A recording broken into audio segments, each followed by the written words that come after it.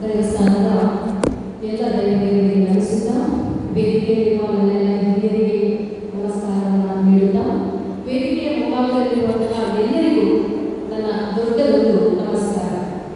ಹೆಚ್ಚಿನ ಸಂಖ್ಯೆಯಲ್ಲಿ ಇಲ್ಲಿ ಮಹಿಳೆಯರು ಸೇರಿದ್ದೀರಾ. ಬೆರಳಿಗೆಯಲ್ಲಿ ಅಷ್ಟು ಮಾತ್ರ ಪುರುಷರ ಸಂಖ್ಯೆಯಲ್ಲಿ ನಮಗೆ ಕಾಣಿಸ್ತಾ ಇದೆ. ಇವತ್ತಿನ ವಿಷಯ ಏನಿದೆ ಅದು ಬರೀ 30 ನಿಮಿಷದಲ್ಲಿ ಅವಳು ಪದೇ ಪದೇ ಮಗುವಿಗೆ ಹುಷಾರಿಲ್ಲ, ಅದು ರಜೆ ಆಗ್ತಾಳೆ, ಇದೆಲ್ಲ ನಾವು ಎದುರಿಸುವಂತಹ ಸಮಸ್ಯೆಗಳು. ಪರಿಹಾರ ಏನಿದೆ? ಇಷ್ಟೆಲ್ಲ ಸಮಸ್ಯೆಗಳನ್ನು ಮುಂದೆ ಪರಿಹಾರ ಏನು ಪರಿಹಾರ ಇದೆ?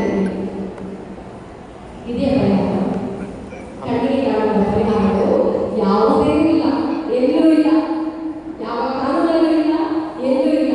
ಹಾಗಿದ್ರೆ ನಮಗೆ ನಾವು ಪರಿಹಾರ ಕಾಣಬೇಕಲ್ವಾ? ಹೇಗೆ ಪರಿಹಾರ ಕಂಡುಹಿಡಿಯುವುದಕ್ಕೆಲ್ಲ ಮುಖ್ಯವಾಗಿ ತಾಯಿ ತನ್ನ ಗಂಡು ಮಗುವಿಗೆ ಹೆಣ್ಣು ಮಗುವಿಗೆ ಸರಿ.